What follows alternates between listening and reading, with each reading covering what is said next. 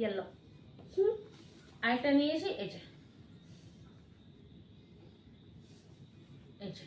তো ছোট ছেলে 2টা গেঞ্জি 2টা পেন, আর জামাইয়ের জন্য নিয়েছি 3টা পেন, একটা বানিয়ান মানে উপরে লাগানোর জন্য, আর বড় ছেলের জন্য একটা হাফ পেন, একটা জুতো, একটা লং পেন, একটা বেল্ট, একটা টি শার্ট। যেহেতু বড় ছেলে বলে কথা, ঘরের বড় ছেলে না, বংশের বড় ছেলে, তো ওকে তো একটু বেশি দিতেই হবে। আর এটা আমাকে আমার বর দিয়েছে, আমার জন্য টাকা ছিল না, তো বর বললো তুমি দাঁড়াও আমি আসছি, আমি তোমাকে কিনে দেবো। তাই দেখো আমার জন্য নাইটি, বরেরই পছন্দ।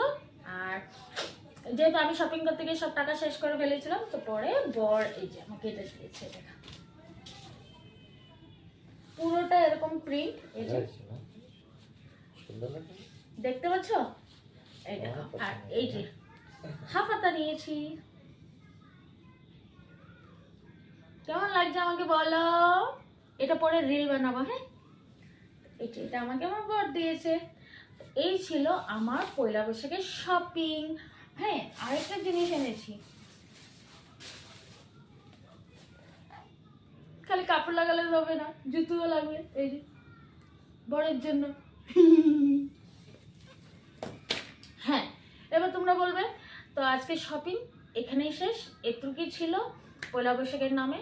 তো আর মা আর বোনের জন্য মানে কিছু আমি নিইনি, যেহেতু ওরা আমার পছন্দ হয়তো নাও লাগাতে পারে, তাই তো আমি ভাবলাম যে এবার মাকে দেবো না, যেহেতু আমার বর যাবে কলকাতা বোর্ড দিতে, তো টাকারও একটু প্রবলেম আছে, আর বড় ছেলেরও মেট্রিকের রেজাল্ট বেরোলে ওকেও অ্যাডমিশন করাতে হবে, তো ওই জন্য মাকে দেবো না ভাবছি।